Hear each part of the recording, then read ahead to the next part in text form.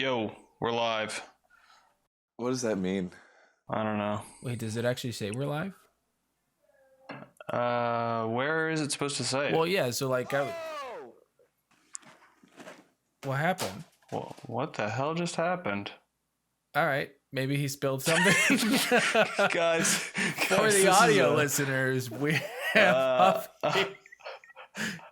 I'm guessing it's a spider or something, man, because that was a hell of a start.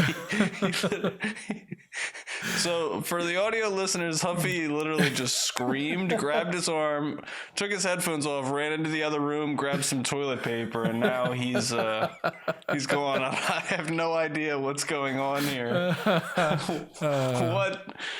What on earth was that all about? I'm betting it's a spider. Yeah, it has to be a spider. Dude, I can't imagine those dude. Brooklyn spiders. They don't mess around. I guess not. Because he was not waiting on that at all. So EXO, how's your week? It's pretty decent. The battle pass came out for Apex, and I've been playing a little bit of that. But right. I want to get Thorn tonight. I haven't got that yet. I got it last night. I'll wait till Huffy comes back to talk about it. But yeah, I like it. I think I like the last word better for PvP, but Thorn was definitely a close contender. It was good for sure. Yeah, I mean, I played off stream with Wix and you and you guys, and like they were doing like the other team seemed to have like a bunch of Thorns, but I mean, it was like a 3-tap, I guess, or 4-tap or 3-tap. It is a 3-tap, and it's 2 headshots and a body shot, which is really good for a 150. I think it is. I'm pretty sure it's a 150 RPM. I have to double check on that. Yeah, it should be a 3-tap then. Yeah, but usually a 150 RPM is 3 headshots. You know what I mean? Oh, the Midnight Coup? So, I don't think it is. Yeah. Yeah, all 150s and 140s are 3 headshots. Really? Well, I mean, I've never seen a 4-tap head this, so I must be like God at the game then. I don't know. No, come on. No, I mean, seriously, I've never 4-tapped with the Midnight Coup. Never. That is such a lie. At least as far as I'm aware. So what he's saying is he's never used the Midnight Coup in PvP, guys. Yeah, no, but Thorn is a 150. It's a 150. It's got really good range. The dot is what makes it so that you don't have to hit all 3 headshots. And then if you manage to pick up the additional Soul Devourer off the ground, you can actually 2-tap, but you have to wait till they fully burn out. So that's how they decided to balance it and kind of bring back the 2-tap without making it completely obnoxious, you know? So so you basically have to like let them kind of die, or you do 2 headshots and just like let it burn, or what? Like you can 2-tap them and then walk away, but I don't know. The game is so fast paced that basically like if you missed and you I don't know, like if anything went wrong and there was any range fall off or you missed or anything, it's going to leave him with like a speck of health. So it's like almost not worth it to do that, you know? I'm really starting to worry about Huffy. He is still going. I mean, maybe the spider took his computer. Maybe it's holding him hostage. Yeah. But as far as like the base stats on it, it's actually really incredible. Like it has an 85 aim assist base stat. So the ones, I a couple weeks ago or the last week, the one I pulled from the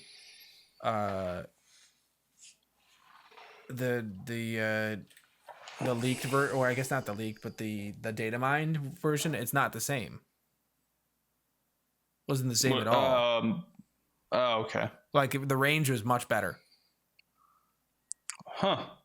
Well, I mean, the range is 40. I mean, that's pretty standard for a 150 hand cannon. I thought I said like the range was 20 or something. No, I'm looking at it right now. Range is 40. I mean, that's not like Ace of Spades range, but it's good for a hand cannon. Yeah. I don't know. I don't think it needs more range or anything like that. But yeah, I actually liked using it, and the quest to get it is pretty good. It took me about 4 hours. Oh man, don't tell me that. I don't want to take 4 hours to get this thing. I just started on it. Spider. It's like from beginning to end. It's not terrible for a quest. Yeah, I guess. Like it starts out and like you have to kill warlocks, and then you have to kill titans, and then you have to kill hunters, and then the step that everybody complains about is you need to get like void kills without dying. But it's not too bad if you just put on like a cold sweat from year one, then you'll be fine. I heard like people doing like what's it, pulse rifle, the graviton lance. No, well, you get the most credit if you use a void hand cannon. Okay. And also, if you play comp, it's even more credit. So that's the fastest way. Cold use a sweat's void 180 hand cannon though, right? comp. Yeah. Gross. Actually, there's only 2 hand cannons that are void, and they're both 180. Gross. The Icolos and the cold sweat. What was I it? would definitely go with the cold sweat if you have it. The Icolos one from. Oh yeah, Mormont. I mean I've got both. Yeah, I would definitely go with the cold sweat. It's better. The reload on the Icolos one is abysmal, really bad. But overall, the quest's not too bad. I remember looking at the Icolos when it first came out, and that recoil was just such a bummer to have that. I mean, I guess if like people were looking at it like a scout, because when it came out, we were in a different mindset with the 180s, right? Oh, there's a kindled orchid too. I keep forgetting about it because I don't have I didn't save one. Yeah, you can use kindled orchid. That's probably the best thing. Kindled orchid. So I have 7 of those. No, 4 of them. Yeah, use that then. 4 of them. I've got 4. One with outlaw, an ambitious assassin, and it's a 650. Ooh. Got one with threat detector and quick draw. Yeah, the role everybody was going for when that came out was like Rampage Co-Clip, because you could have both. But I mean, it's a 140, so it's just straight up better. You know? Oh, why does it say 150? Oh, 650. They were all 650. Okay. Yeah, it's just a light level. It's like, what the heck? So the spider's taking his wallet. The spider's taking him hostage. Yeah, I have no idea what's happening to him. That was if only we bizarre. Could get some sort of update. Yeah. to let us know what's happening. Yeah.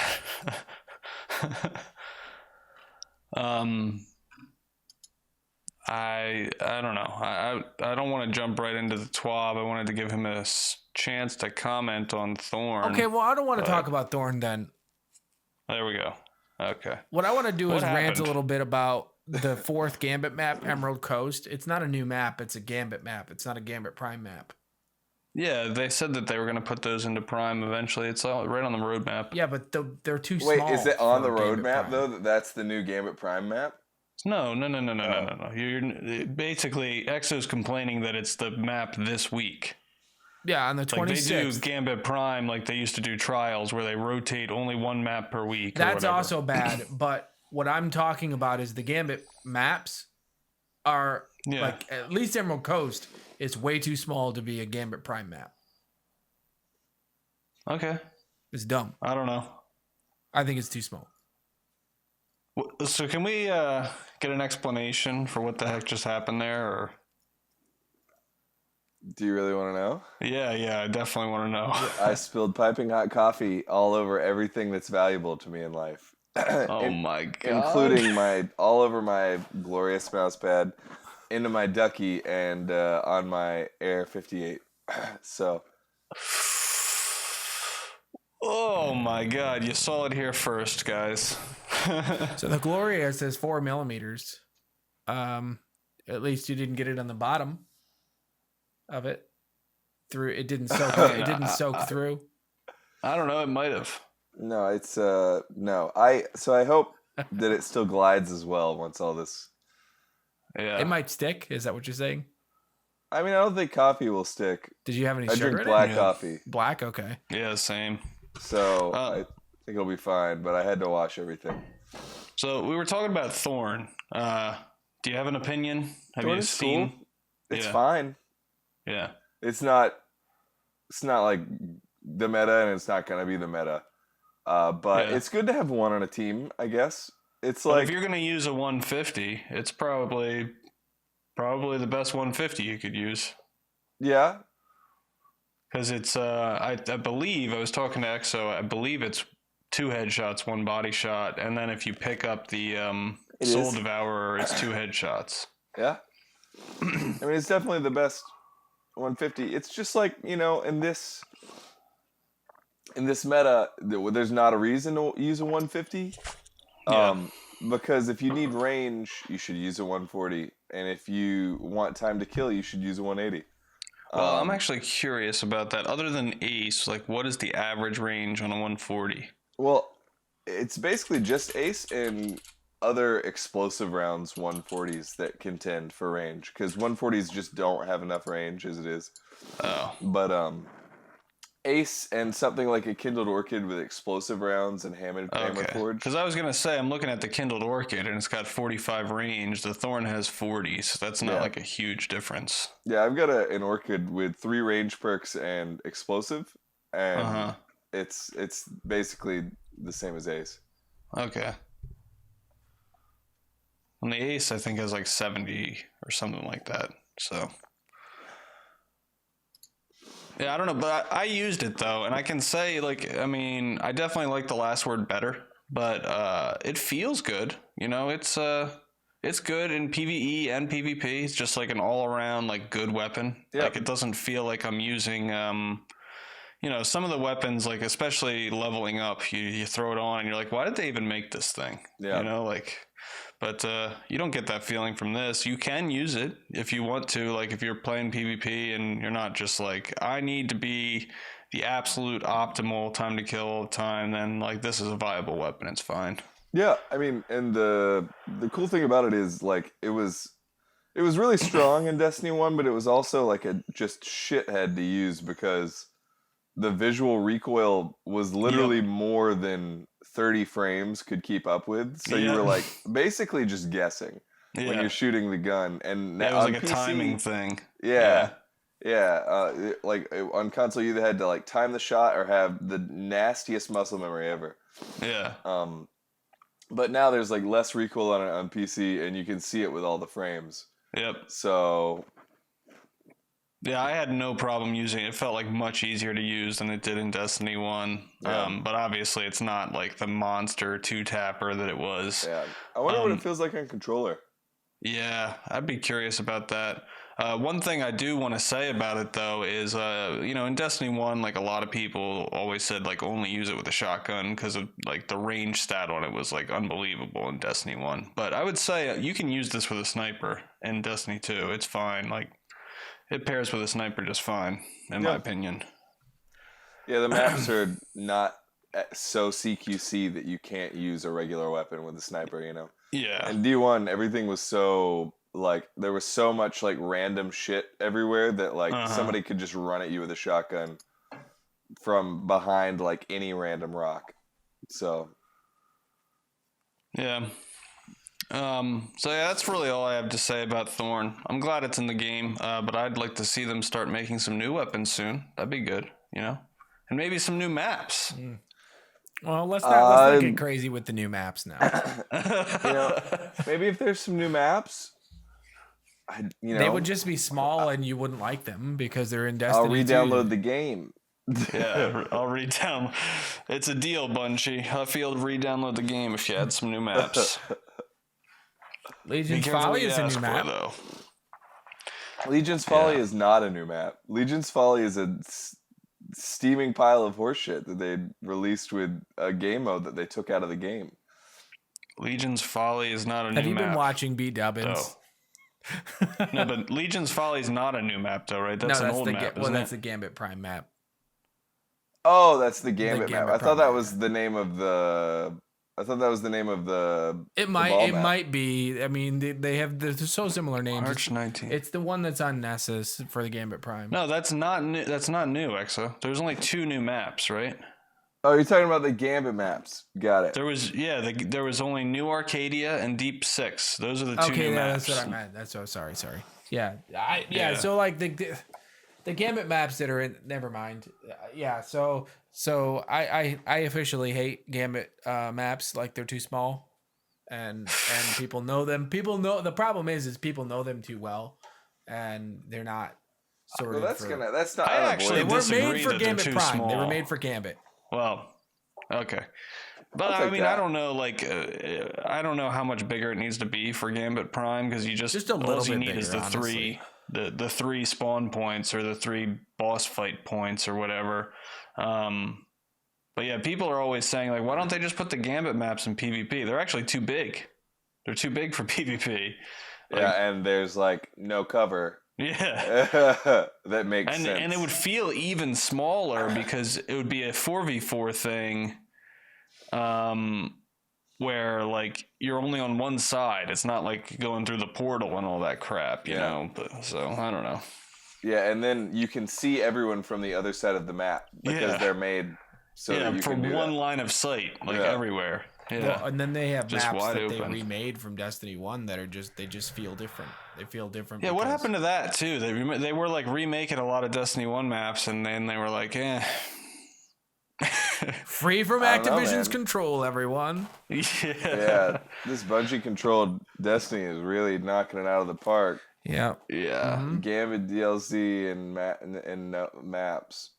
So you know what's interesting about this? Like Nothing. taking a step back from like an enthusiast perspective and just looking at like IGN and what like other reviewers have to say, and it's weird. Like they really trashed Black Armory, said it wasn't like inviting and like you couldn't play things day one and there's all these problems and blah blah blah blah blah.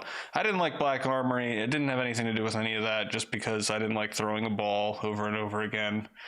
But this one, they're like, it's great. You can level up in an hour.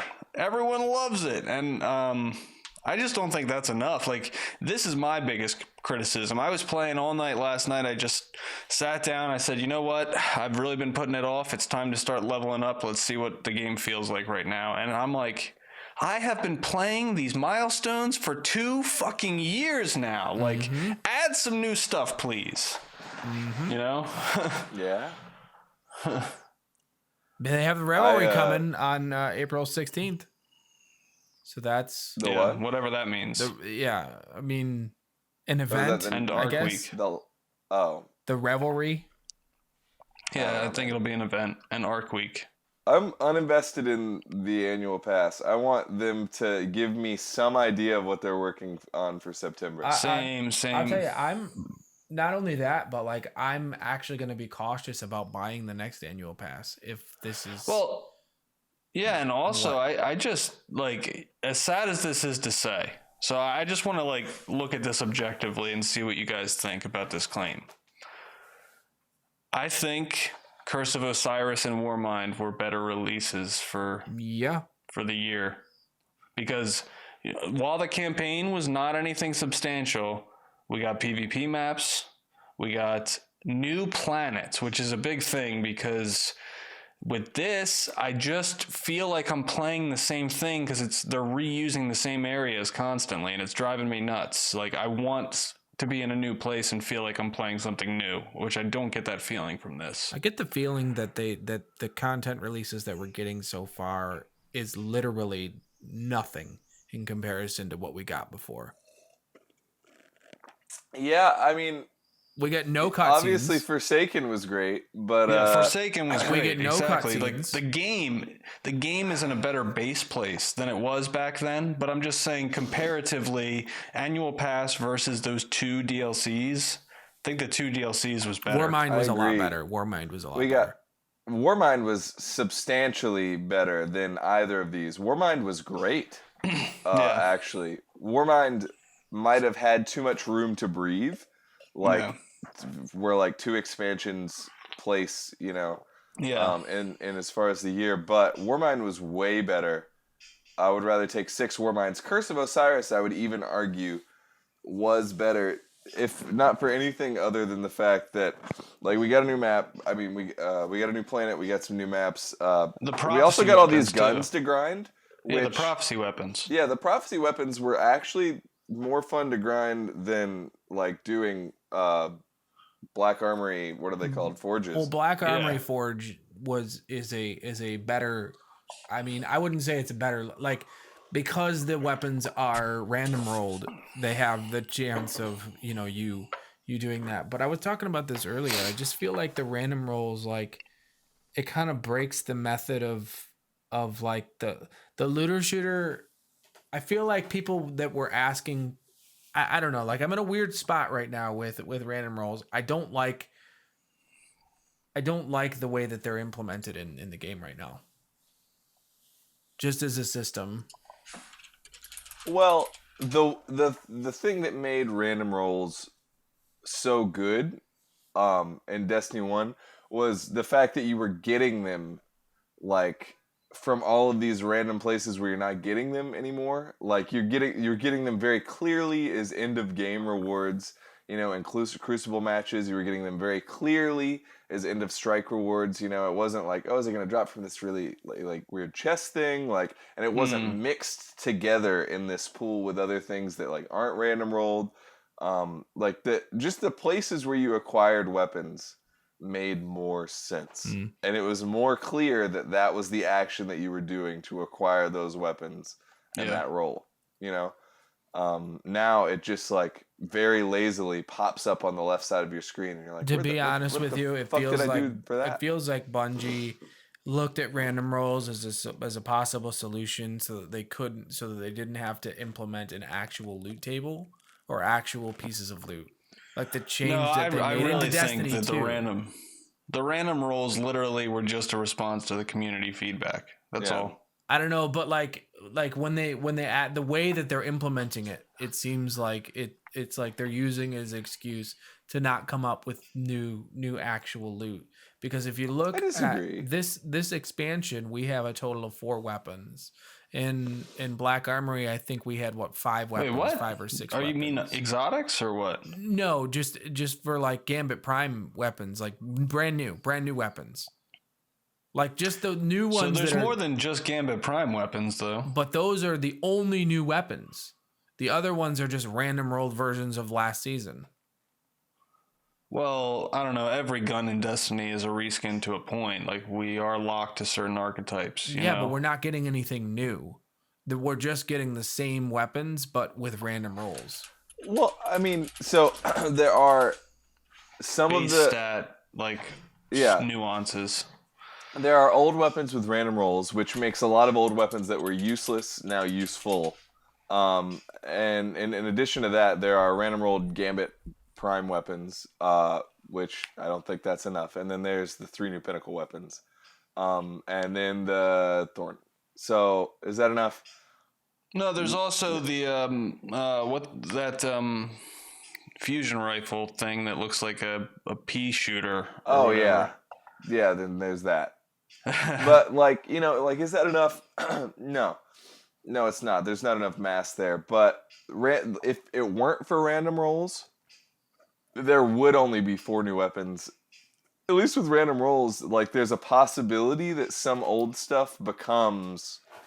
Yeah, I mean, I guess, but it just feels like the way that the system, they're like, oh yeah, no, you get random rolls, but, like, the way that it's being implemented is like they're using it. It feels like they're just using it as a crutch to give us content that they could be giving us and aren't. It feels like they're relying on a system that they created for the community as a community outcry, or maybe they're just spending time. Like, you can't tell me they're spending too much time on random rolled old weapons. And how much time does it actually take to go back to a weapon from last season and add random rolls to it? You can't tell me it takes 6 months to do that. I mean, I would argue that it is a process of balancing perks and deciding what you want, like, maybe an optimal role in that gun to be. But I think the thing that really, I'm with you here. It doesn't feel good. And I think maybe one of the reasons it doesn't feel good is because in Destiny 1, there were random rolled weapons and then there were exotics, right? So the good weapons that you were chasing, right, were random rolled versions of certain weapons. So you're like chasing and chasing and chasing these random rolls to try to get the perfect rolled weapon.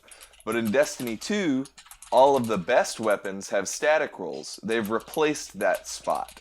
So now there are exotics, static rolled weapons, like the pinnacle weapons, which are better than all the random rolled weapons, and then this pile of random roll trash that nobody uses, which definitely creates like a sense of frustration because the random rolled weapons are not becoming meta weapons. You know, like that's not what's happening. We're using exotics and we're using static roll legendaries. The curated rolls, in PvP and in PvE. Yeah, curated roll stuff.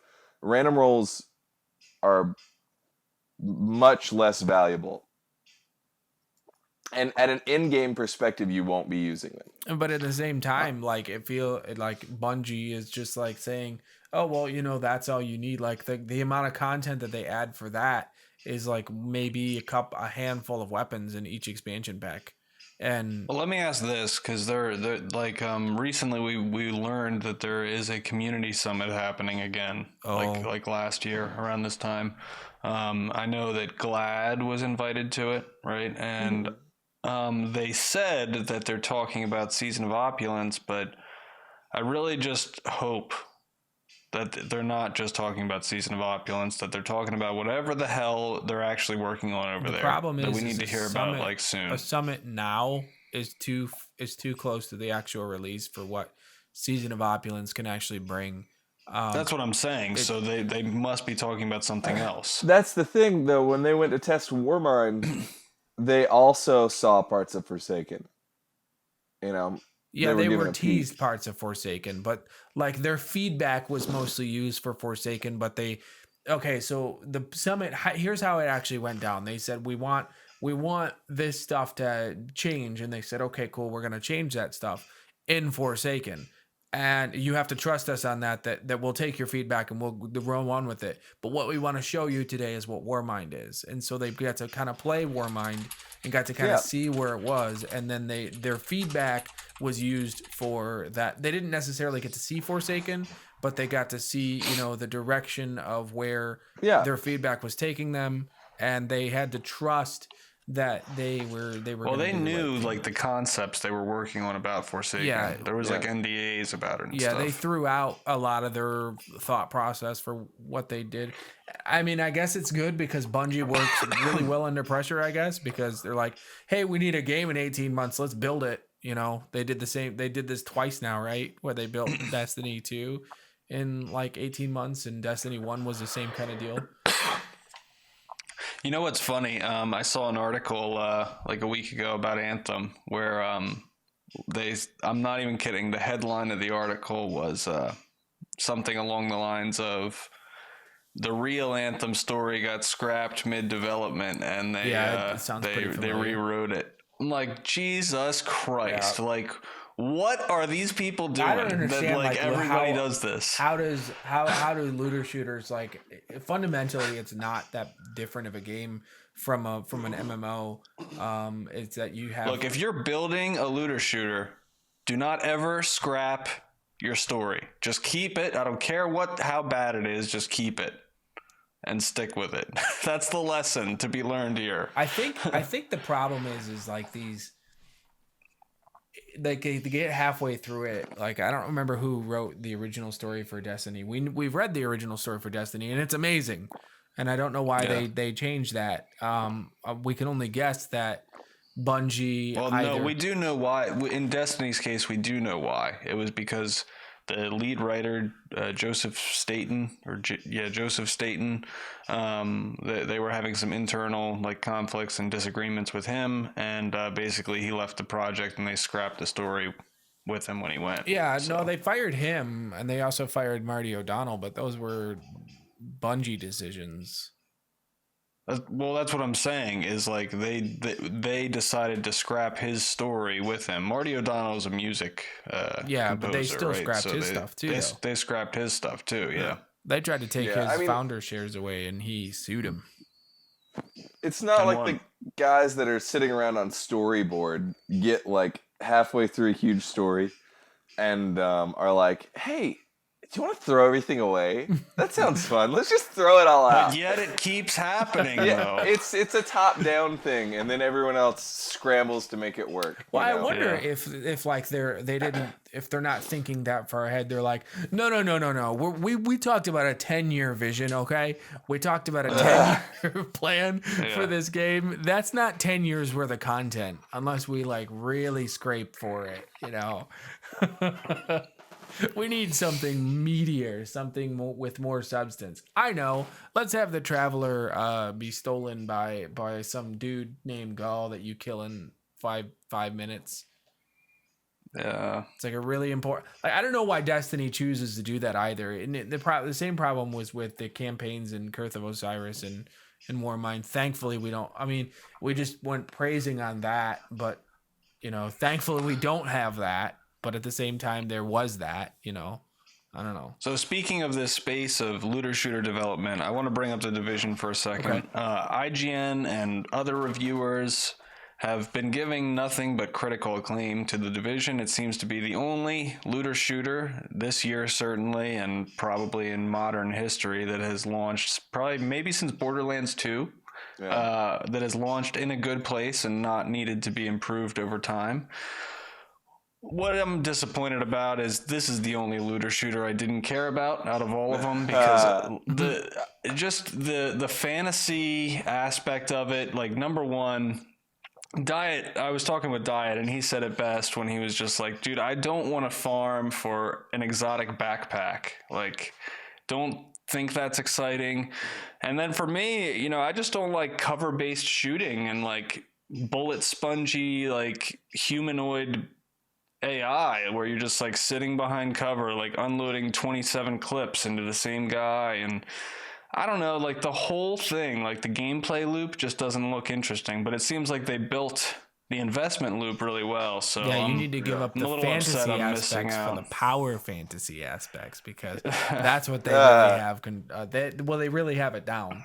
And the words that I haven't played it yet myself, but I've heard that it, like, the words that I keep hearing is it's a feature complete game. It's a feature complete game. It was Destiny and Forsaken launched like just as launch. It's what $60 should get you in yeah, game. but like it doesn't even look fun to shoot the guns. Like when I looked at Anthem, I was like, you get to fly around and blow things up. This is fucking awesome. And then I played the game and I was like, all right, that's all there is to it though. That sucks. Yeah, those are starter weapons, but, though, what you saw, I think, because like a lot of like the Division for me, when I played the first one, I saw the same thing. Like I was like, what am I gonna do in this game that was like, I think it was Destiny that I was playing at the time, and I stopped playing Destiny for issues that I had with it, and then I went to the Division. And I was like, I was blown away by the Division, but they couldn't keep up with the promise of the content was the problem. And the game had massive problems, and the game doesn't have massive problems here. So I mean, I'm looking forward to check it out. Yeah, when I played I'm still scarred, I guess, from the Division 1. I sunk quite a bit of time into the Division 1, and I loved all of the PvE parts of the game. It was incredible. The loot chase was real. The gear grind was real. It felt very rewarding. But PvP really just disintegrated all of that. The glitches? Not as much the glitches. The design, right? I didn't really care. It was like the builds, like the in-game builds were so just like raucous and under controlled that, you know, you'd have to shoot someone for hours. There were these tank builds. Well, it wasn't an action shooter. It was like a numbers versus numbers game. Yeah, right? It was like numbers versus numbers, and like your shots don't matter nearly as much as like how much you can stack defense. You know, and it's... Yeah, so it didn't feel good. But people say they like the PvP now, don't they? Well, Frank was just saying that's really the only real issue with the game right now is the PvP. I heard that people are having a lot of fun with the PvP. He said the as compared to PvE Division aspects 1. of the game have blown like everything that Destiny's offered so far out of the water. Yeah, I mean, there's all these like collectibles and cosmetics and things like hidden out in the world and like boss fights, like random world bosses, which you can like farm for legendaries and rolls on fucking everything and like like mini dungeons and excavations and raids and like bullshit. It's great, but I just like I want to play it, but I don't want to invest if the PvP is not gonna feel mechanical. It feels so mental. There's like a big difference between mental and mechanical PvP, which is like kind of the difference between like. When did you stop playing Division 1? I played it, I'd say last year, probably in January, for a small time, and it didn't pull me back in. And then before that, it was right at the launch of Destiny 2. Oh wow! So you played it a lot longer than I did. So I stopped playing the Division shortly after the first raid, when the first raid was like could be glitched through and it had problems, and it wasn't like the second raid was coming out or whatever they called it, the Stronghold, or I don't even know if they said raids. Raids are coming. I mean, and they said it's gonna come like a month or two after launch, and so. The promise of PvE content is definitely there, and the content that's in the game is definitely there. But I mean, I don't know. I feel like we could probably sit down, Huffy, you and I, because we're kind of in a very similar spot with how we felt about the Division. We could be pretty critical on it, I think, where other people would be like showering it with praise. I'm sure it would be super awesome to play through all of the PvE stuff. Because I'm not skeptical on the PvE side. Yeah, same. I've watched it and it looks incredible. You know, I just my only hope for is that it pushes other games to release a little bit more complete. But I'm not going to get invested into that world. Well, the thing is, Frankie said that's exactly what he feels is what's happened, is that because the game is so rich with things to do, it's not even just things to do. It's like everything that I imagine that was in the Division 1 is like in the single player story, and the single player story takes a while to complete as well. So it's like you're actually spending hours and hours and hours just leveling up. And I remember the biggest complaint that I remember hearing from a lot of people with Division 1 was that it was a fantastic game to level up, but once you got to like the 30, I think it was like 30 or 40, there was nothing to do really until the raids came out, and then that kind of changed things. I guess I never played Destiny 1.8 before.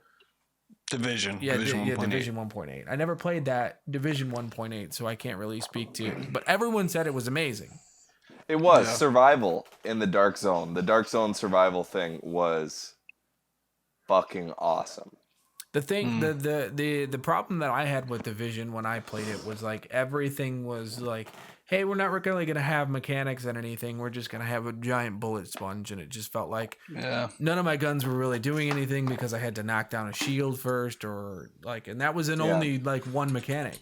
So I'm like, okay, well, at least in raids and World of Warcraft or other games, they'll give me actual mechanics that I have to pay attention to. And if I don't, I'm dead, Yeah. Well, the cool thing about Division before, like right before the Division 2 came out, their AI programming got so good. Like these hunter mobs that they have that are basically like artificially intelligent mobs are so fun to fight. They aggress you just like a real other player would. They have builds and tactics, and like those fights with like the hunter mobs are insane. They're insanely fun. In terms of games, we had mentioned a couple weeks ago there was rumors about the Master Chief Collection coming to PC, which have since been absolutely confirmed. It is going to be on a rolling release schedule. Weird. They're starting with Halo Reach they're going chronological in the story since Halo Reach is a prequel. And so they're going to release Halo Reach first for PC and alongside with Xbox because it never came out for Xbox before. Xbox One. It came out for Xbox 360, but not Xbox One. No, I mean, it was never part of the Master Chief Collection Reach, before, is what I was saying. Yeah, because that's the first one that's going to go. Okay, I got you. Right, so that's getting added now. That's going to be the first one that's going to come out. There's actually, if you want to play early, you can sign up on Halo Insider right now to be a tester for it. And I think basically they scan your computer and see what kind of hardware you have, and then they ask your availability, and you get to take place in like these flights and stuff like that. Apparently, they're a lot of fun. I don't know if I'm going to do it just because I really want to stream it, and I don't know if I want to just be spending all this time off stream playing games and testing games and stuff like that. I'd rather spend the time I do have on stream, so I might just wait for release. But I'm really excited for both being able to play through all the campaigns again for nostalgia's sake, and then the PvP. Like, I've been watching a lot of Halo Master Chief Collection PvP footage on Xbox, people playing on Twitch and stuff like that, and people still love it, dude. And I can't wait for it to be on PC. They said they're going to have at least up to 144 FPS, adjustable frame rates, adjustable field of view that'll be dictated by each game title, and then full mouse and keyboard support with reprogrammable key bindings and stuff like that. So it should be great. I'm excited for the fun factor. I think I'm super stoked for it. I had to run to the bathroom. And I think it's going to be like a fun thing to like get drunk with buddies and go play on a Saturday night. Mm-hmm. But I think that's all it's going to be. Like, I don't think it's going to come in and like suddenly be like an esport or like one of the top games on Twitch, you know. I think it's awesome and it's going to be super fun and nostalgic. But I think its time has passed.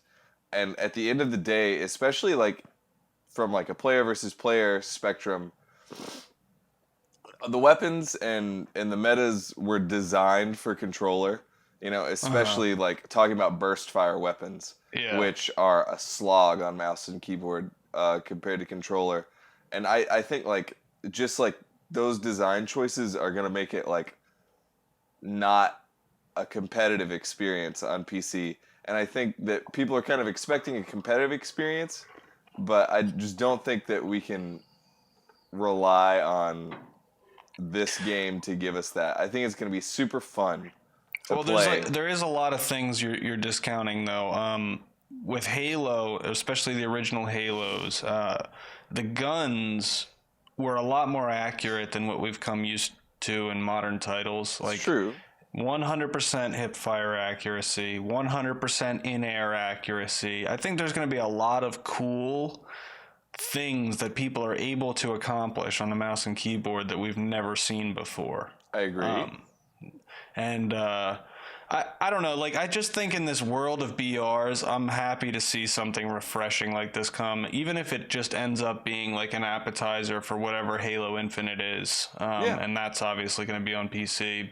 I'm not saying there's going to be tournaments and stuff like that, but I could honestly see, if this is done well enough, this taking up like most of my PvP experience up until, you know, either the next big Destiny release or Halo, because I'm just not going to get invested into a BR. So yeah, I feel you. But I feel you on that, and you know, on that side of things, as far as BRs go, you know, Fortnite is king again because, you know, only like a month after Apex's release, you know, it came in a drought. People were super thankful for water, but they've shown with the first Battle Pass that they can't really be trusted to put out content that people are excited about. You're talking about the Apex Battle Pass? Yeah. And much more than that, they can't be held responsible for the state of their game as far as, you know, like anti-cheat goes. And well, they're banning like a lot of their players. servers. Like, they banned a lot of players. But it's true.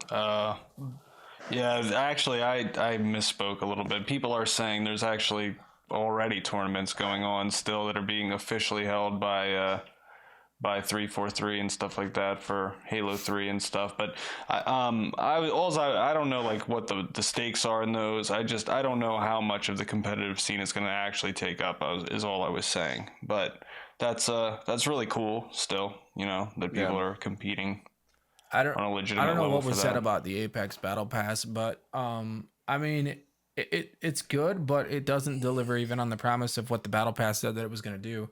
During season 1, they said they were going to have new legends, which I guess we got Octane, right? They said they were New legend. What? Yeah, legend. Yeah, new legend. But they said new loot, and we haven't seen the L-Scar yet. Everybody knows is in the game because they've done data mining and stuff. So we know at least one weapon we have yet to reveal. They reveal. The way that they're banning people though is kind of funny because people I don't know if you read it or not, but people are saying that like on the Apex subreddit, people are saying, "Oh, here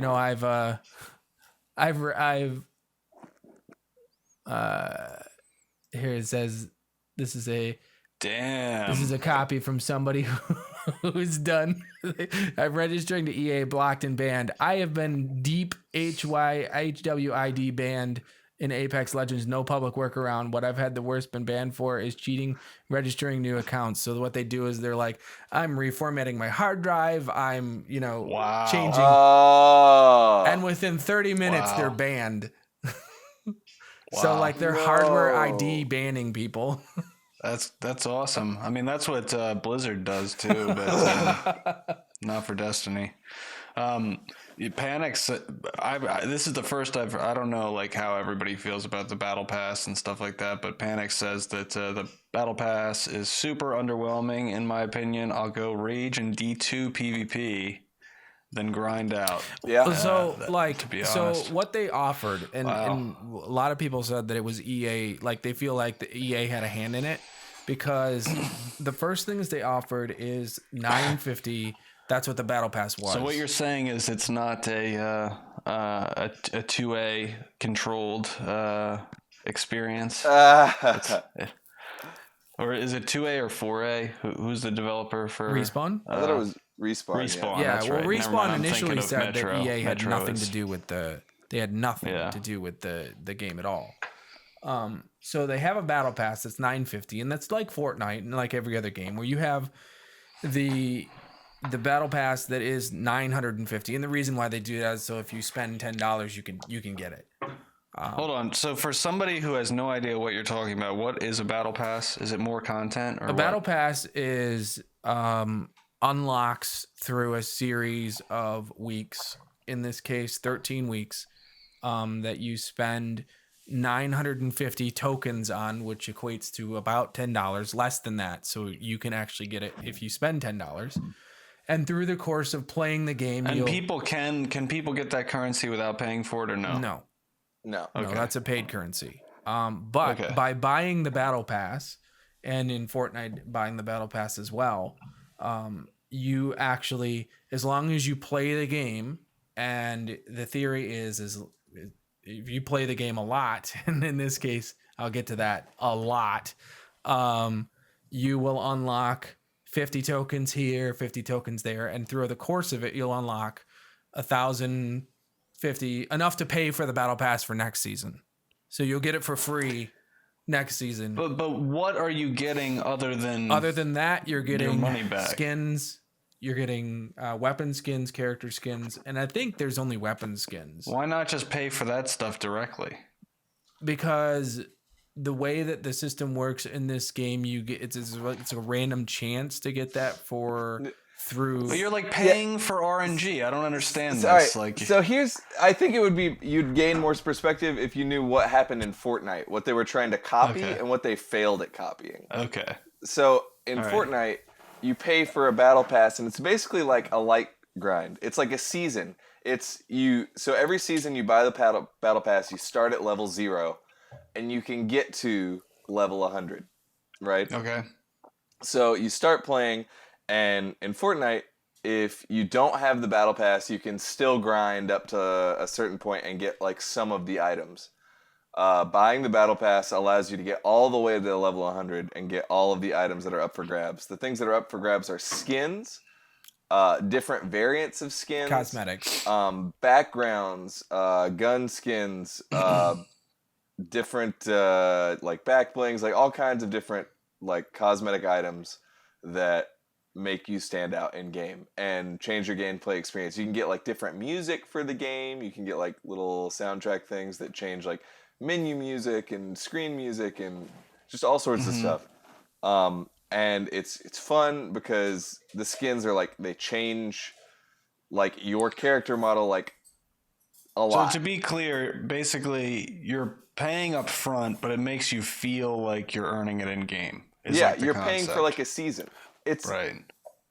You're playing for like a season of content. Yeah, and but so you still have to grind it out. And so what you're unlocking in Fortnite is a bunch of cosmetics, but while you're doing that, you're unlocking cosmetics and things that change the game, but also you're unlocking enough coins to buy the next season battle pass. That's included with it.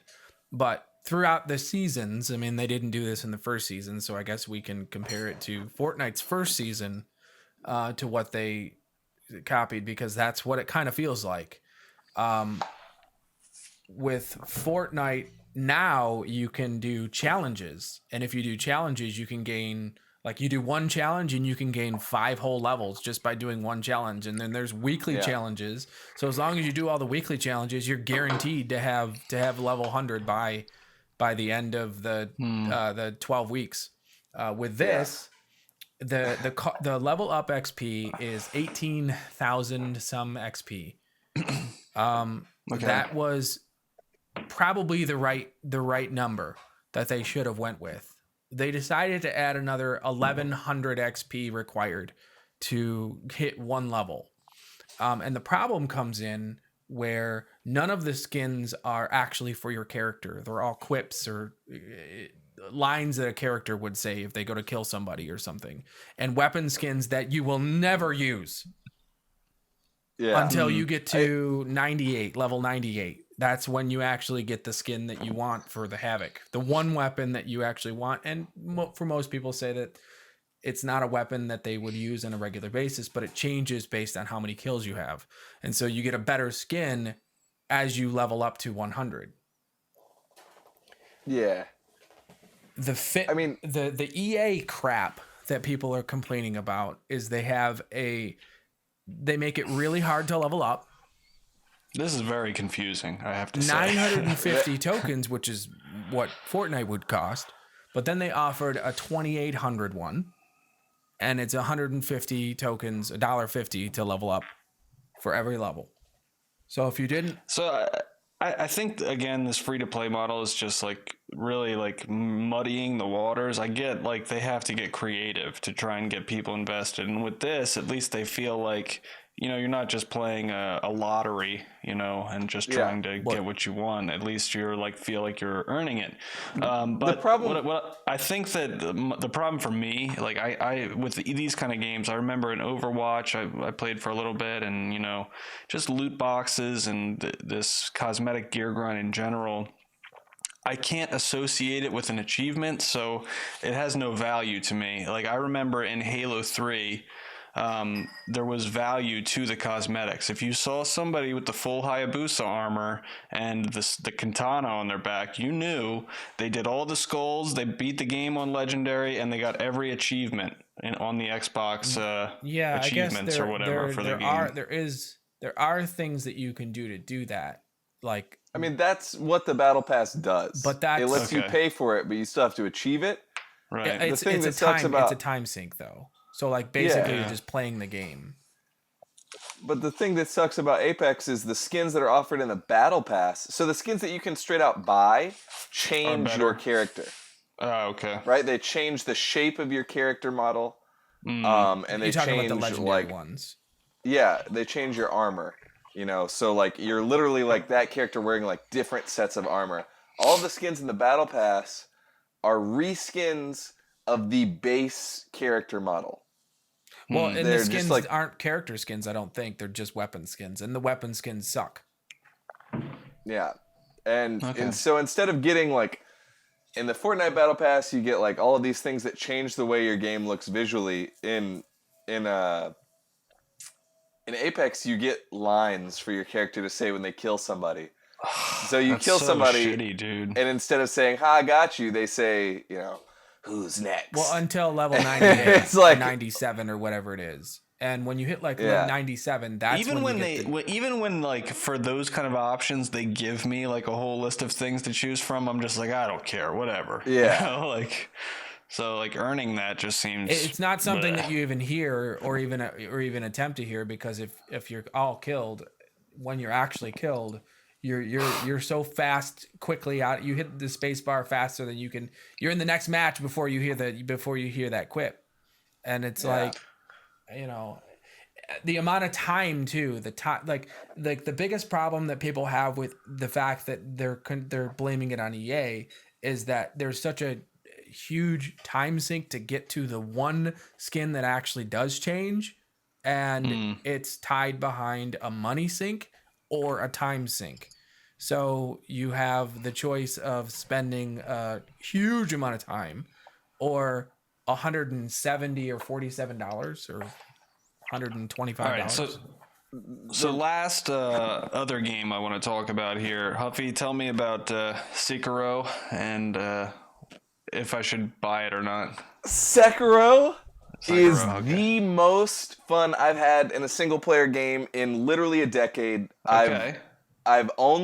There's one game that I've played in my entire life that I would say is more fun than Sekiro, and that's Jet Set Radio Future, and that's tied with like a ton of nostalgia. So this is and, your me first being a kid and playing it. This is your first Bloodborne soul. This is not my you first. played Dark Souls, right? I've beaten all of the Dark Souls. I played Bloodborne.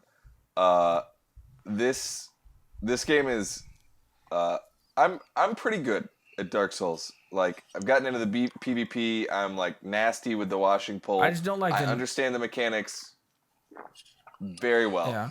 Sekiro is at least twice as hard. Nice. And there's like it's not just like the slow paced combat of Dark Souls. There's also like a stealth component to this game, right? Yes. Like a ninja side. Yeah. Yeah. So there's play this it that way, slow-paced, right? incredibly punishing combat, which makes sense. It feels fair because the systems are varied. So in Dark Souls, there's like a lot of pressure on this dodge and get in system. In Sekiro, there's a lot of pressure on this posture system. So you're actually rewarded for staying very close to your enemy and having to deal with their attacks, like knowing when it's good to parry, knowing when it's good to block, knowing when it's good to take those attacks, and watching like the way it affects your posture. So the game is best done right next to your opponent. So you're like trapped, like right beside something that's like huge and terrible, and getting punished for every like misstep.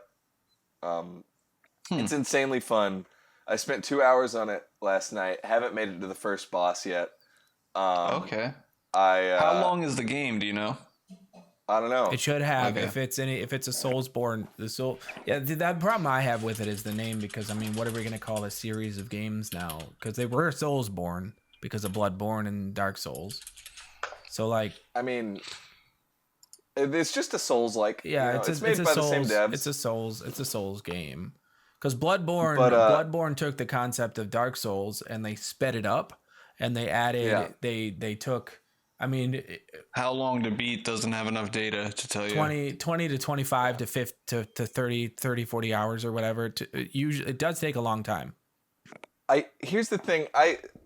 Dark Souls was really hard, and I was watching Soda Poppin' yesterday. I bought the game because I watched him play through the first boss, and it took him 6 hours. He spent 6 hours fighting the first boss. Wow. And he had 25,000 viewers, and they were all like yelling at him, and he was raging and throwing his controller, and he broke his webcam and didn't care, and people were donating, and he's like, "Shut the fuck up! Don't you donate in the middle of the battle!" And he's like freaking out. And after 6 hours of fighting this boss, he cried.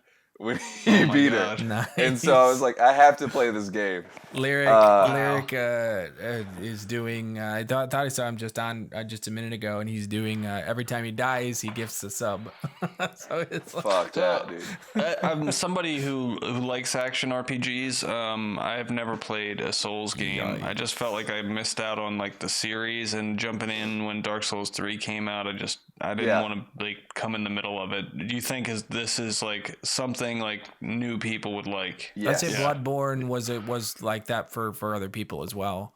Okay. But yeah, I mean Bloodborne looks almost the same. It actually is the style of game thematically. that you might actually like the most, because you'll be like, why isn't Destiny this hard? Is what you'll say when you finish it.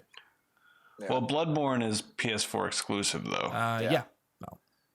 This is great because like there's a ton of exploration that you can do. There's a ton of adventure. It's really hard and it's modern. So I would jump in on it now, like before the game gets ages. One of my favorite things about the Souls. I'm gonna wait till I get my new 2080 Ti in to play it. But... Dude, it looks incredible on PC. One of my favorite things about the Souls series games is that they have such an incredible level design, and I hope that it's the same way with Seikiro, because like you'll go down a path and you'll walk across this bridge and you'll climb a ladder, and then you'll knock down another ladder that will actually make it a shortcut for you to go to this next area faster. And you have well, it first starts, and I don't know if it's like this with Sekiro, but you have you have a main hub that you're probably safe in, and then you can go to other areas that you have transfer points. And every time you go down to in the Zul's case, it was bonfires, every enemy would respawn except for bosses. And conceptually, you kill enemies to get currency. I don't know what it is in Sekiro, but it's souls or blood echoes in Bloodborne. Yeah, it's just coins. It's just coins? It's just coins. Okay, so coins. You just get coins. So you drop your coins when you die, and you have to pick them up but everything's respawned again because you respawn back at that spot. And so I'm sorry, Huffy just posted this clip, and he literally threw his headset across the room. That was great. Yeah, it's what I'm saying about the level design though is how well the level design is actually. Hopefully it's as good. It should be because it's from software. So like you'll go across the bridge, but it feels fair, right? Well, the combat always like you can learn the mechanics and actually get good at it. It's not just like RNG, is what I'm saying. It's RNG with you have to learn the behaviors of the monsters you're fighting or whatever you're fighting. That's what I mean. But like you can predict like their attacks and stuff like that. There is a guy who's done the no-hit run for Bloodborne, Dark Souls 1, 2, and 3. So like he never got hit on all of them. Wow. In a row. He beat all of them in a row. That was insane too. He was so happy when he finally beat Dark Souls 3. Yeah. You're using an Xbox controller, right, Huffy? Yeah, but the PC, like the keyboard and mouse controls are actually pretty good. Okay. I like controllers better for action Yeah. RPGs. No, you're going to want a controller for this game. Yeah. I think so, but I mean, really, keyboard and mouse is not bad. I was impressed. Okay. Huh. Yeah, so I think I'll jump into that once I get my new GPU. I'm pretty excited about that. I still have to finish Metro Exodus. I got kind of screwed over because there's this part where like you have to fight this bear, and I thought like it just like had a lot of HP or something, and I unloaded all of my ammo into it, like everything I had. I like crafted like everything I possibly could for this fight, and I left like 15 throwing knives in its face and like all of these bow and arrow shots and everything. Like it just had all this stuff sticking out of it, and eventually I don't know like why they designed the game to do this, but like if you do put enough damage into it, it'll go away. But that's like not the intended way you're supposed to do the fight. So it ran away, but what you were supposed to do is like lead it away and then like sneak away from it through the next part. So now I have to fight it again, and this time I do have to kill it, but I have no fucking ammo or resources. So I don't know what I'm going to do, if I'm ever going to finish that game or not, because I'm sure as hell not backing it up, you know? No, dude, that sucks. Yeah. And that won't be on Steam until 2020, right?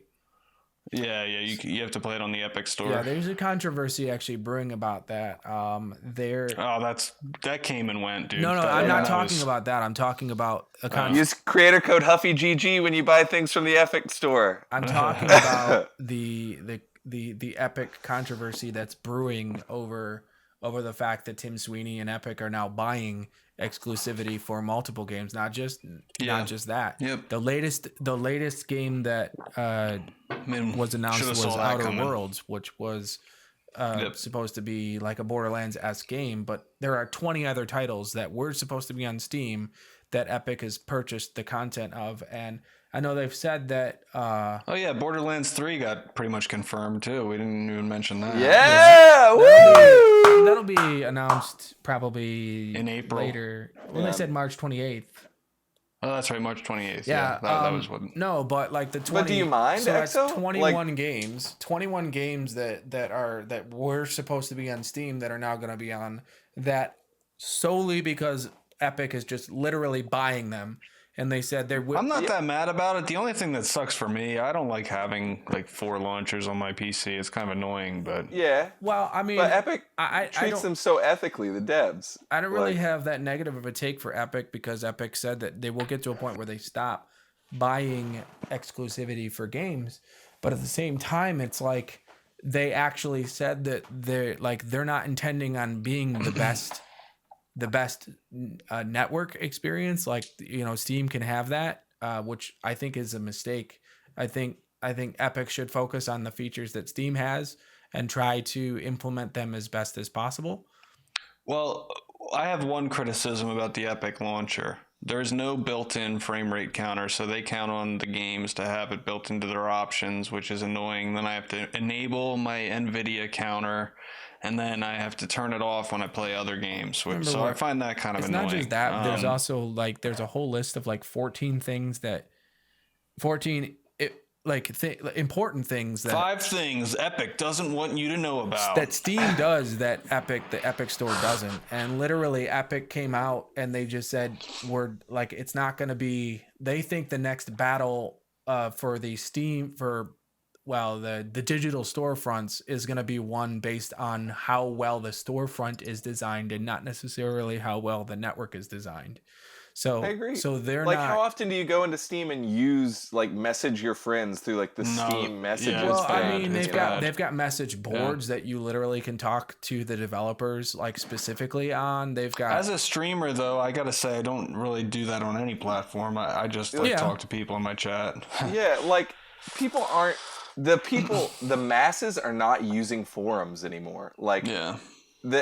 The devs that want to communicate are communicating through live streams and Reddit AMAs. Yeah, that's why I said I don't really have that hot of a take, because I don't know the implications of what Steam taking second place to Epic in that, because Epic is they're like the kid that comes to the party with $1 million and they're just passing out 10,000 and then Steam's the kid who's worked hard for his tuition, and you know what I mean. It's yeah, I mean I get that, but if you use creator code HuffyGG in the item shop, I get 5%, and you don't lose anything.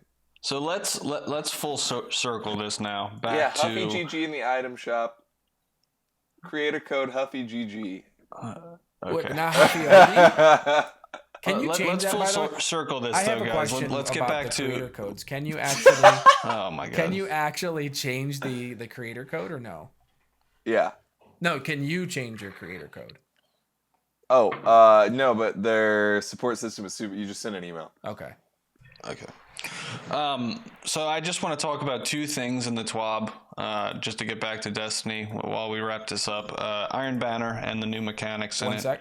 I'm just gonna let Huffy take this one. What? Because we forgot to mention one thing. It was announced this week that nobody is talking about. I mean, I guess everybody's talking about. Google announced plans. Oh God! Oh, I'm so excited! Actually, listen, this is a system that's gonna get better over time instead of worse. The latency is gonna be bad now, but in 5 years, it's gonna be awesome to just be able to click on a single player game and play it. I actually disagree. I think like it's not a limitation of the technology itself; it's a limitation of the internet. And like the infrastructure, especially in the United States, doesn't support Google's pushing this. hard there, though. Yeah, I mean, but they're putting what does that fiber down mean, pushing everywhere. hard? Are they putting Google Fiber in places where people actually need it? No, they are not. True. They're putting it in like cities with people with a lot of money. Yeah. Well, I don't know why, but like the Michigan city I heard they were doing is Detroit. I was like, so nobody the people lives there. who need this, the people who need access to something like this, are people who don't have the money for a PC of their own, right? So putting it in a big city like that where people already have like really good internet and everything else is not really going to serve the purpose it's looking to serve. This is not for that type of player. It's not for a hobbyist. This is for a casual gamer. And the casual gamer is not going to have the requirements internet-wise to be able to handle this type of thing. Well, the box itself is also going to be standalone too. So if you don't have it connected to the internet, you don't necessarily have to. But let's talk about this. They're claiming, right? 4K 60 FPS. Yep. Do you know what kind of internet you need for that? It's substantial, dude. I mean, at minimum, I'm going to say. They said that that's all going to be done there on their side.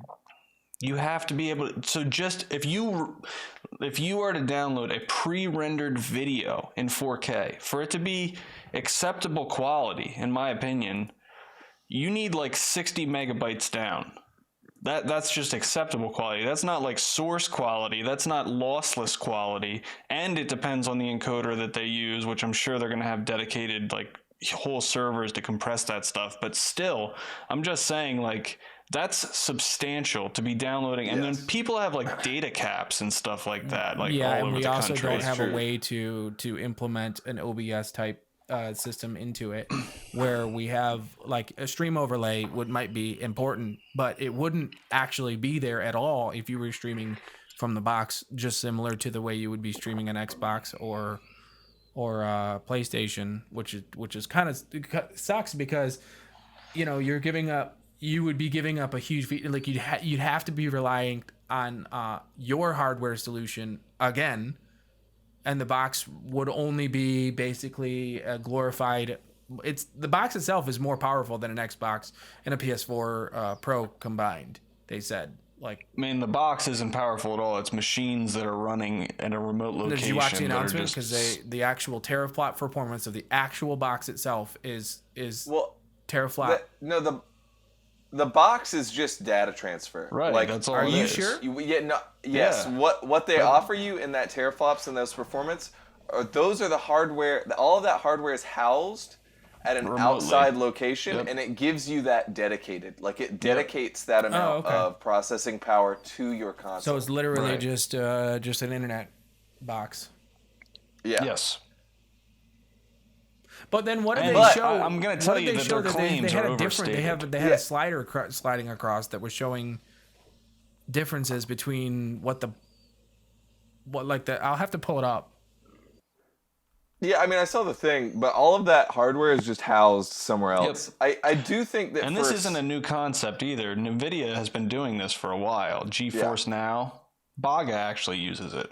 Yeah, I think that it's going to be a long time before it's widely accessible.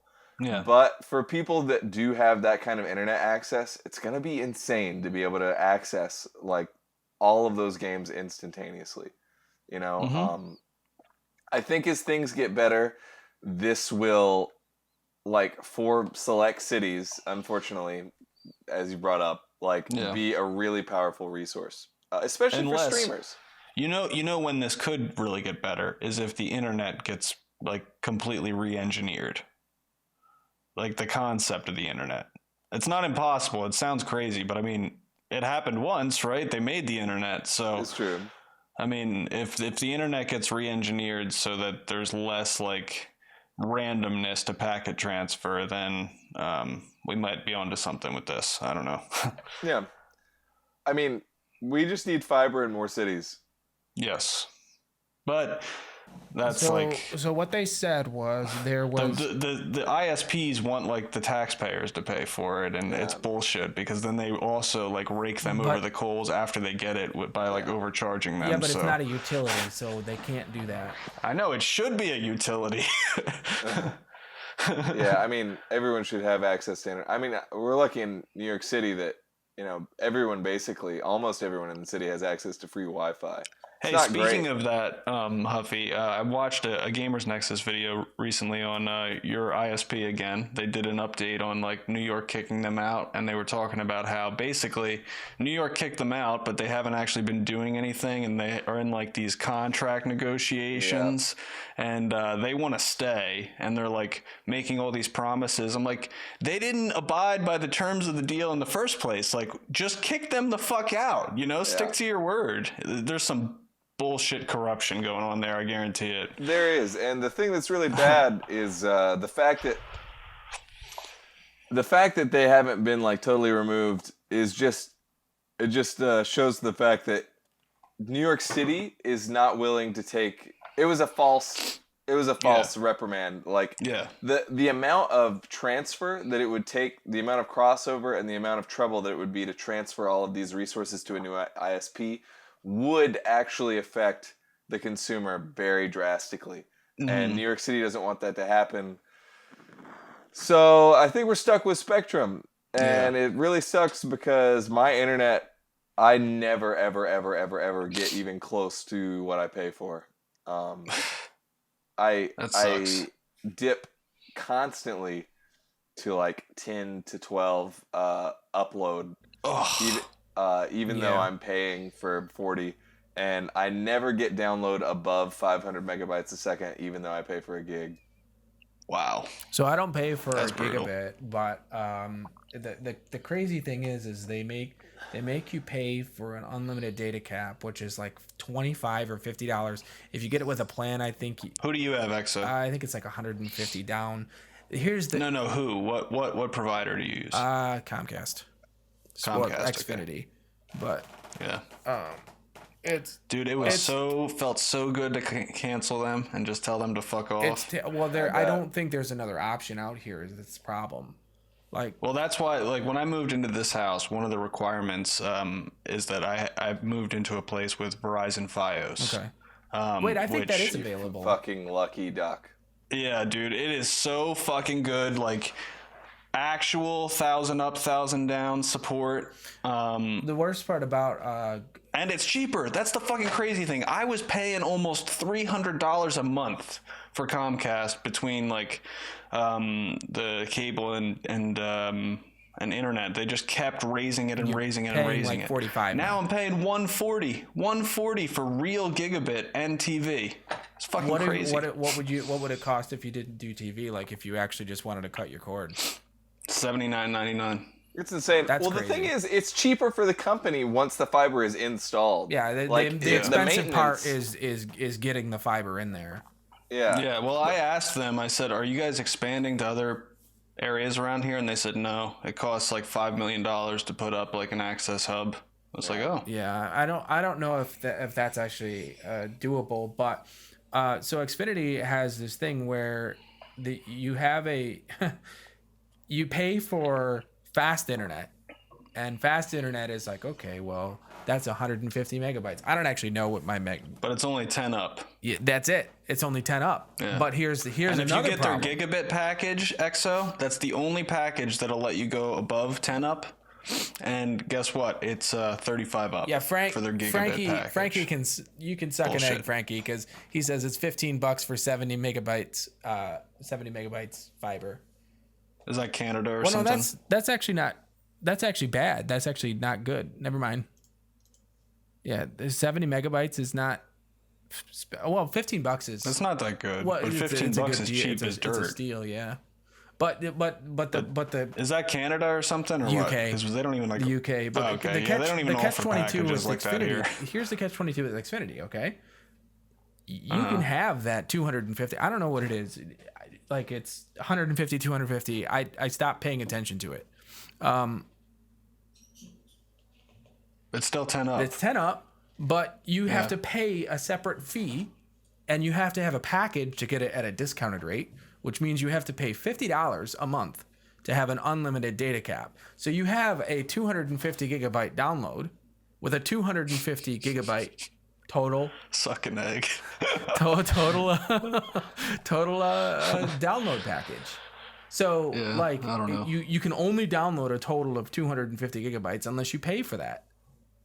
But you have a 250 gigabyte downloads a second. So literally, if you had data caps are bullshit unless it's like an actual cell phone. I don't understand even that. cell phones, dude. Even if it's a cell phone. My cell phone This doesn't is fucking have. 29. We had unlimited data in 2004. My and cell now phone they're has like, unlimited data 20 now. gigs a No, month. they've brought it back though. They brought it Yeah, back. but they only brought Yeah, it but back now they're because charging of out the pressure. wazoo for The it. reason It why was they- cheaper in 2004. The reason know. why they brought it back wasn't Less because they people wanted to, using though. it though. That's why. The reason why they brought it back was because of pressure from companies like Cricket or I forget the one that Verizon bought out, but Sprint was one of the big ones that was competing with them that said unlimited everything. They kept doing it over and over, even though they were losing money. But like Cricket popped up and they started renting AT&T towers, and they were doing, and they still do, their price is cheaper than AT&T, yet they rent AT&T's towers to do that. Yeah. So like if they're making money charging a lower rate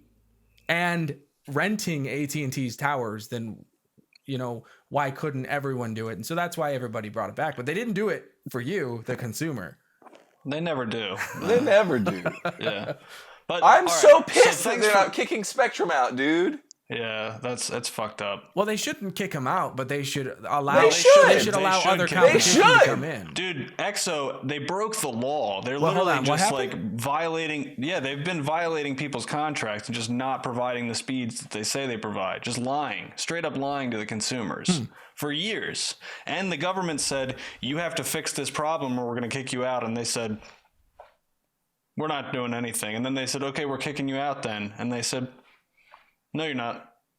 And now they're Basically where not. we're Well, at. so like, wait, Yeah. so are they gonna pay a fine or what?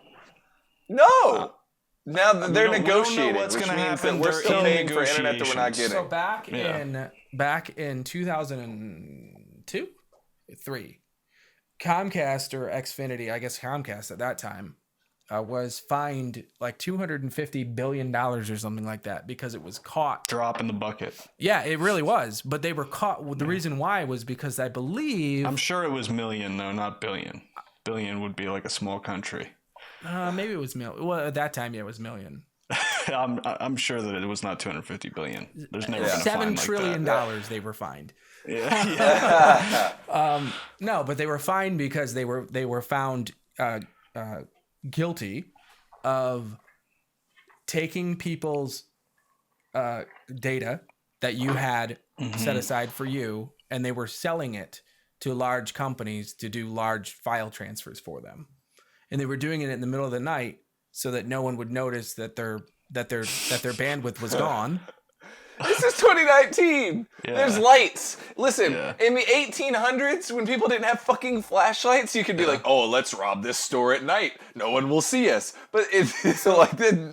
So they were fined. basically, They were yeah. fined an enormous amount of money, but it's very suspicious because But it's never enough compared to how much they make by scamming the public. Well, so they're making money from I- you and from me and from Huffy, but they're also making money from the large companies that they're using your bandwidth that you pay for to do that. Yeah. And the weirdest thing is that at 3 o'clock in the morning or 2 o'clock in the morning, I used to have internet outages. Just make it a utility. That's the bottom line. I was like, wait a minute, you know? my internet is gone, and it's It gone for shouldn't like be a 10 minutes, and I profit-driven have to thing. call them to get it reconnected.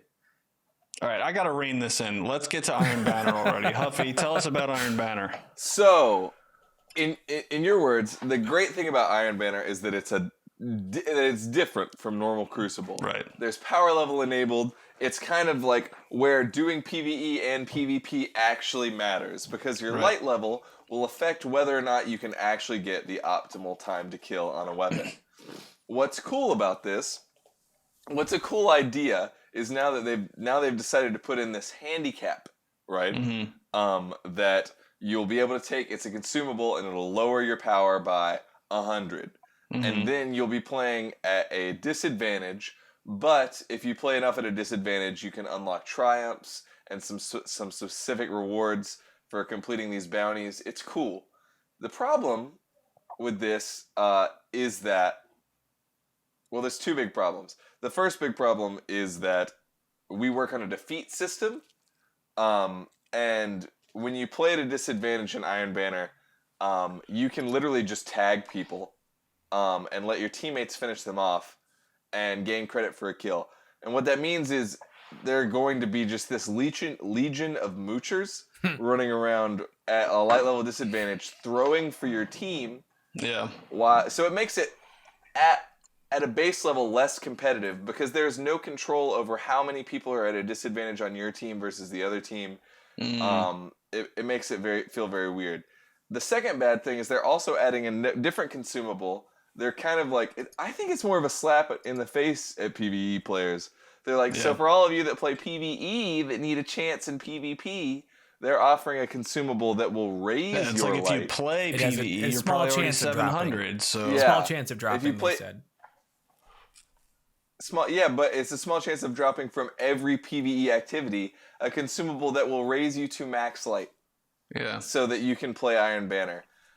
Which is but they're saying if you're somebody who usually plays PvE, it's like what they're really saying is if you're somebody who doesn't actually play anything, then you'll have a chance to raise your light and be on an even playing field with people. Not really. You're still gonna lose. I hate to tell you. You know, like it's not gonna make you good at the game. Well, it just feels weird that they would put in this stigma and this like balancing act of like, oh, hardcore players, you can lower your light by 100. Like hardcore players, you can up it by 100. First of all, that insinuates that the hardcore player base does not play PvE and PvP. Right. Second of all, it makes the matches like feel wonky and unbalanced and unpredictable and unlike actual PvP because you don't learn anything from tanking 5 shots from, an ace of spade. Yeah. Do you think that this would play better if they had just the burden? So like people could go in knowing they're handicapping themselves. Everyone would be burdened, and then other people would.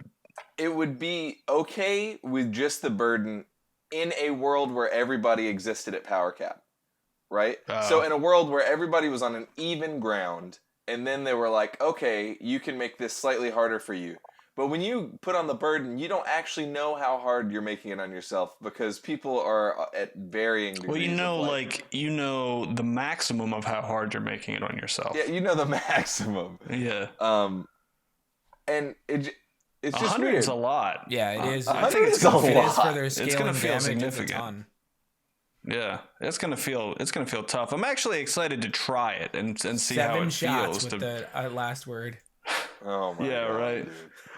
Yeah, so I don't know. I'm excited to see how that feels in general. Just to switch it up, I gotta say, at least they're trying something, man. I am so sick of every time Iron Banner goes around. Cause I'm just like, I don't give a shit. It feels the same, Like there's no point in playing this game. The set doesn't look very good. I don't know who's designing these poop brown sets. Have you looked at the new sets? So they look like caca duty.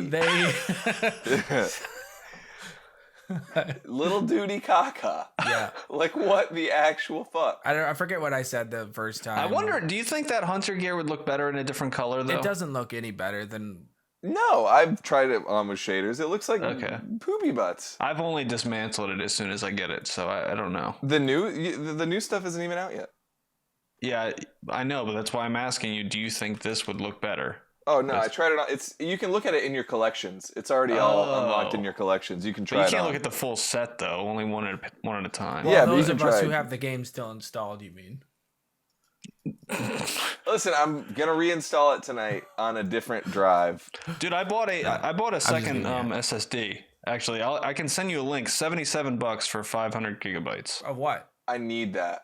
Yeah. So bad. It's just a regular SSD. It's not an M2, but it's good for the games you don't play every day.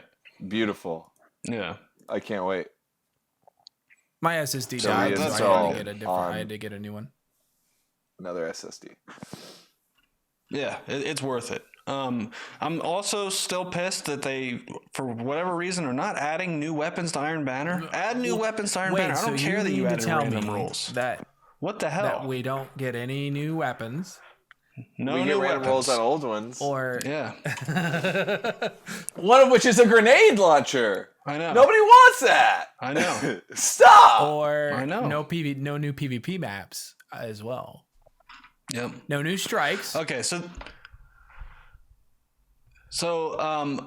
just to wrap up Iron Banner, I just want to say this has been my idea for Iron Banner for a long time, and I hope that in like the next title or the next reiteration of Destiny, whatever they're doing, that this is what they go with. So what I want is PvE, PvP, Gambit, whatever like different sandboxes they make, separate them. PvP needs to have set loadouts and set armor pieces and weapons that you can use in PvP only. That should be the regular Crucible experience, curated so they can balance them separately and the two sandboxes don't affect each other. Iron Banner can be the one event where you bring in your PvP weapons and just have a blast once a month or once a quarter or whatever they do, you know? Yeah.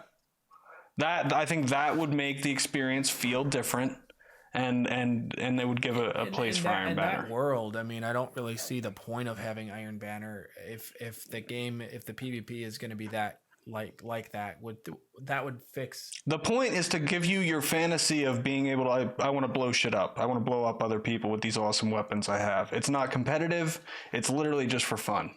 You know, but they turn it into even right now they've turned it into the most hardcore thing you can do, and that's what they try and say. They say tried, it's competitive, but now they've been trying since D1.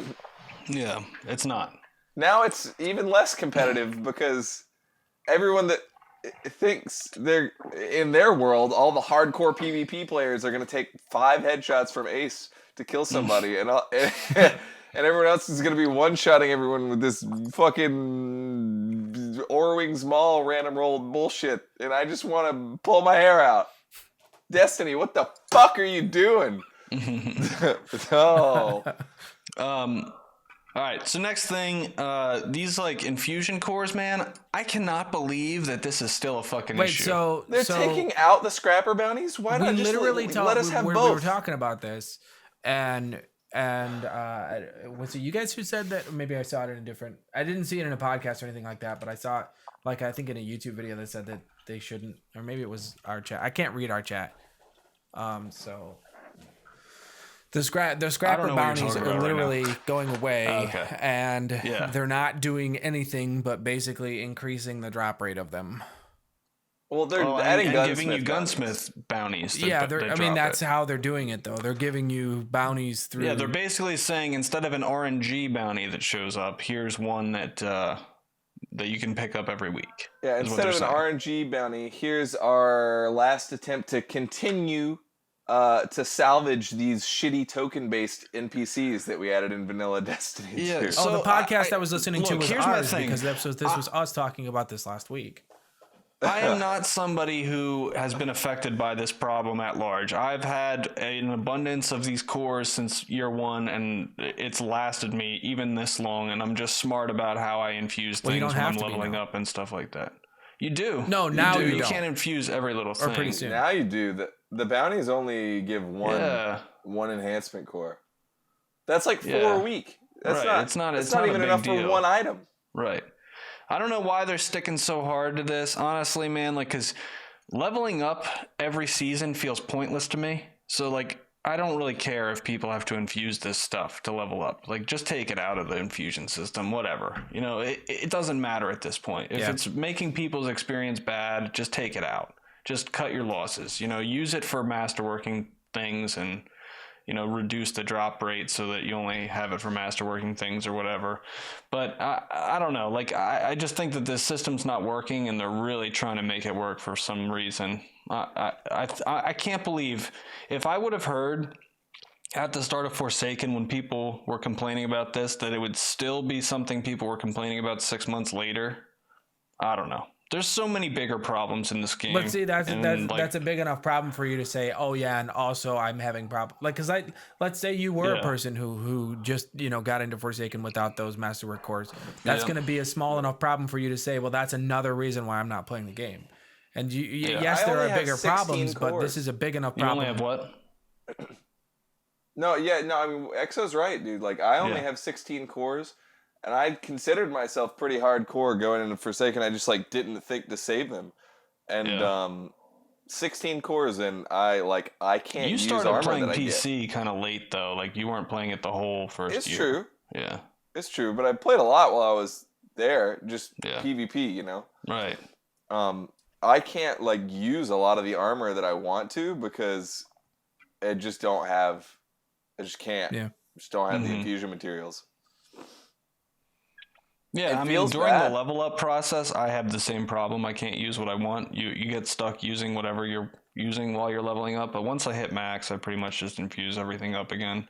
It's a waste, though, because they raise it every 3 months by 50 light, and then I have to do it again. Yeah. And it's pointless. Is the armor isn't any different fundamentally.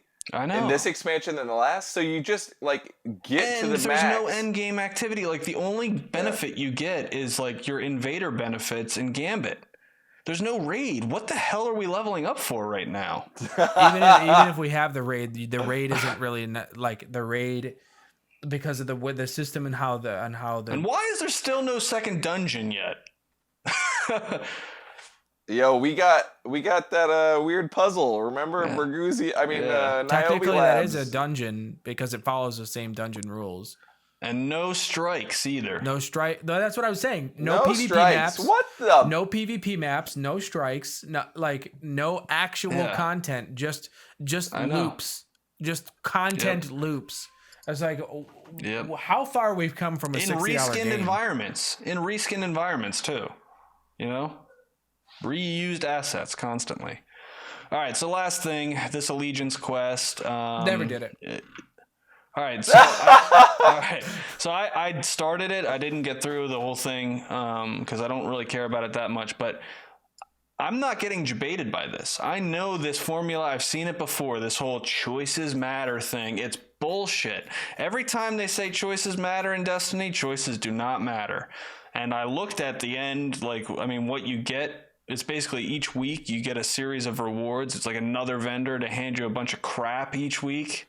And it's like, okay, so if you want like synths from the Drifter, then pledge to the Drifter. And if you want like Vanguard weapons and crap, then pledge to the Vanguard. Masterwork cores. Nobody wants either of those things. No, they did say that the Vanguard drops Masterwork cores as well.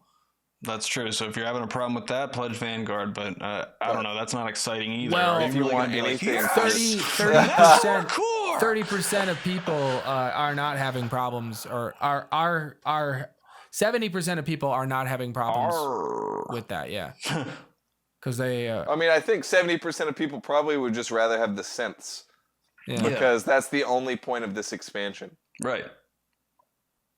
So what's power level I got in really the next pissed expansion? last night, by the way.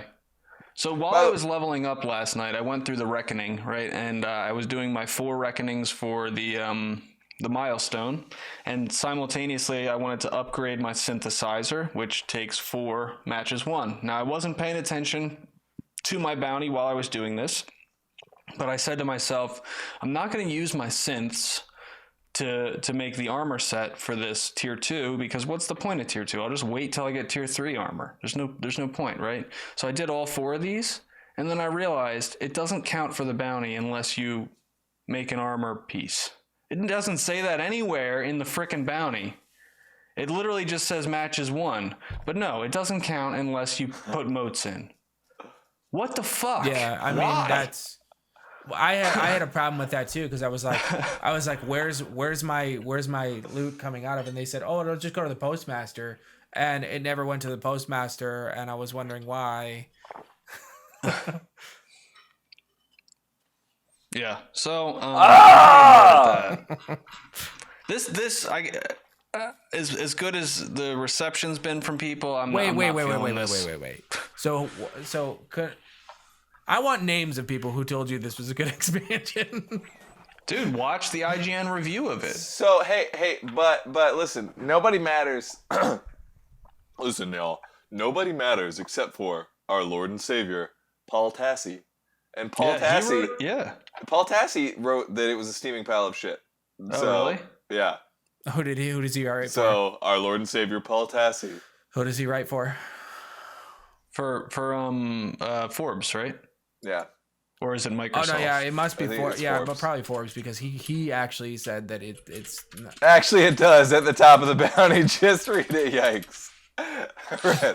Yo, Panic also at the top of the bounty. Also, mentioned that Gamma Prime gear drops enhanced perks. Like, why can't you get enhanced perks in comp? Oh, that's right, because there's no PvP armor. All we get is a fucking SMG. There's also no PvE armor. There's only Gambit armor. There's only PvE VP armor.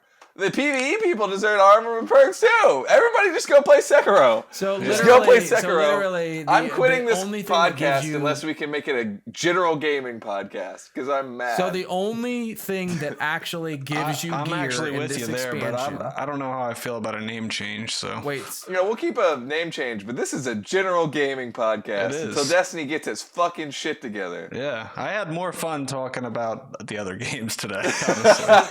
Same. The MCC discussion was great. Wait. Yeah.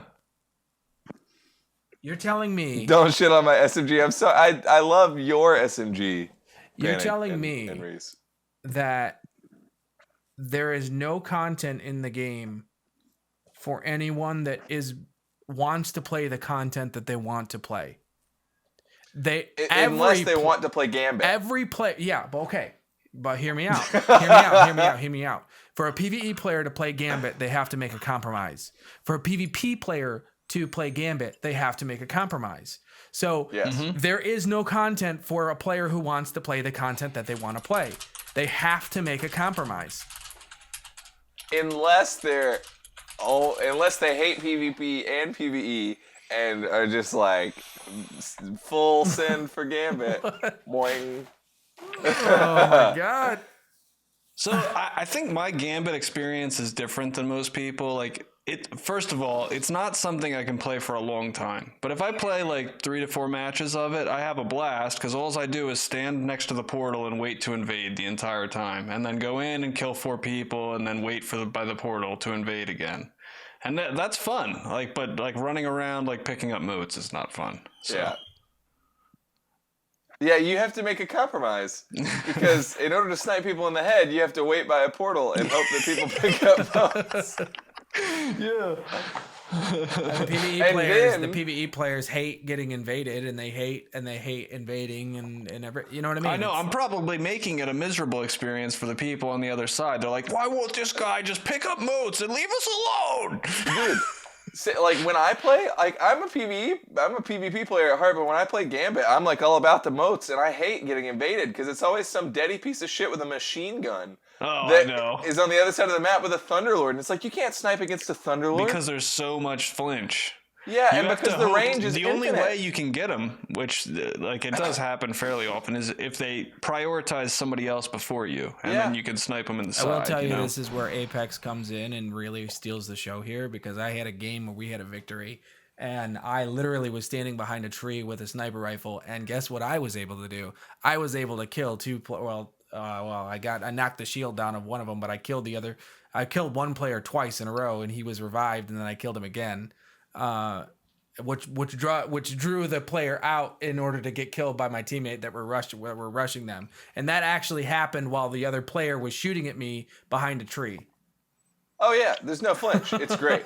But there's no reason to play Apex because the battle the battle pass sucks poop.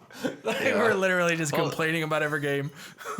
But there's this weird thing in the regular Gambit where when you're invading, if you're doing regular Gambit.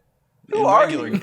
Because you have to get the milestone. You have to get the milestone. Oh yeah, that's right. You have to play the game that you don't want to play in order to get things that you want in this game. Right. So I was playing regular Gambit last night, and I was invading, and I realized Like, I had this feeling, I'm like, we are shitting on this team. And I killed 17 people in one round, right? In one round of Gambit, I had 17 kills, and we lost the round. Like, I looked at it at the end, and I was like, what the hell was happening on my side of the field? What is that?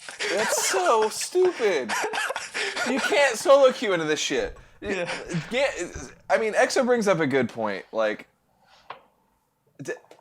I feel like we're kids again, right? Like, we are 90s kids being fed dinner by our mothers. And there's like a little slice of cheesecake in the middle of the table, and there's a plate full of fucking broccoli and Brussels sprouts. She's like, you gotta eat your greens to get the cheesecake. Like, that's what Destiny 2 is right now. Like, you gotta eat that. You can't have your pudding unless you have your meat. Yeah. Like, you have to cut your way to it, and then you can only get that piece, and then you have to keep cutting your way into it. Yeah, it's and then the worst part is like there's like the entire the structure of the game is fundamentally that's what it is, and they don't have any new activities for you to do. So there's no new PvP maps, there's no new strikes, there's no like there's a rotation on stuff. That's the biggest thing, dude. And playing last night really just sunk that in for me. I was just like, I don't mind revisiting old content, but when you force me to play it every week for 2 years to do the same leveling up thing to accomplish nothing other than a number, what is happening in this here? next And raid, you better be working on something. There's not going to be anything else except for the raid. That's what's coming in this next expansion, the new raid layer, and there will be, I guess, not a raid layer. Not a raid layer. Oh, okay, but it's smaller than a raid. It's bigger than a raid layer, smaller than a raid. But it's not really bigger than a raid layer. It's just in a different place, so they don't call it a raid layer.